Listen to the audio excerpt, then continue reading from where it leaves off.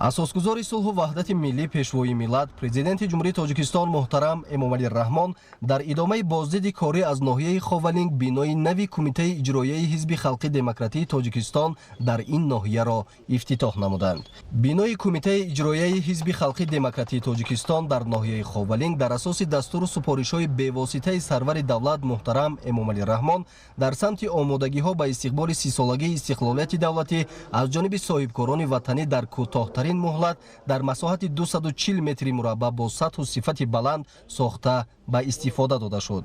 Пешвои миллат муҳтарам Эмомалӣ Раҳмон ҳангоми боздид аз бинои нав ва шиносоӣ бо шароити муосири кору фаъолият дар он ба иқдоми соҳибкорони ватанӣ баҳои арзанда дода, иқдоми онҳоро шоистаи дастгирӣ ва намунаи ибрат арзёбӣ карданд. Бинои хуштарҳу замонавии Кумитаи иҷроияи Ҳизби Халқи Демократии Тоҷикистон дар ноҳияи Ховалинг бо тамоми таҷҳизоти кору фаъолият аз ҷумла технологияи муосир таъмин мебошад ва аз 5 утоқи корӣ ва ҳуҷраҳои ёрирасон иборат аст. Дар рафти корҳои сохтмонӣ дар иншоот 44 нафар сокини маҳаллӣ бо шуғл ва маоши хуб таъмин буданд. Иншоот аз 2 ошёна иборат буда, дар қабати якуми он маҷлисгоҳ ва утоқи корӣ ва дар ошонаи дуюм 4 утоқи корӣ барои кормандон ҷойгир карда шудааст. Ба роҳбари давлат иттилоъ дода шуд, ки аксари кормандони Кумитаи иҷроияи Ҳизби Халқи Демократии Тоҷикистон дар ноҳияи Ховалингро ҷавонон ташкил медиҳад ва онҳо аз технология ва илмҳои муосир ба хубӣ бархурдоранд. با شرافت 28 سالگرد جشن استقلالیت دولتی جمهوری تاجیکستان از جانب اساسگزار صلح و وحدت ملی پیشوای ملت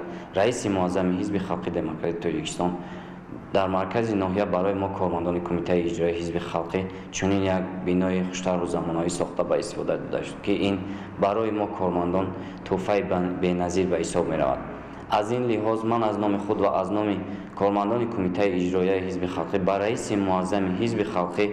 و دیگر شخصانی که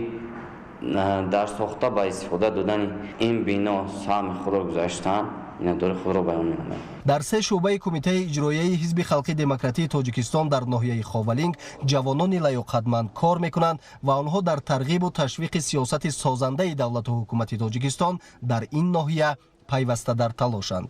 Президенти мамлакат муҳтарам Эмомалӣ Раҳмон пас аз шиносоии пурра бо рафти кору фаъолият ва имконоти муосир дар бинои нави Кумитаи иҷроияи Ҳизби Халқи Демократии Тоҷикистон дар ноҳияи Ховалинг ба сифати корҳои анҷомёфта баҳои баланд дода, кормандонро ба хидмати содиқонаву софдилона ба нафъи давлату миллати тоҷик ҳидоят намуданд. Дар ҳамин ҷо пешвои миллат муҳтарам Эмомалӣ Раҳмон ба кормандони ҳизб дар ноҳияи Ховалинг ҳаёти сабукрави замонавӣ тӯҳфа намуда, иншоотро бори дигар барои онҳо табрику таҳният гуфтанд.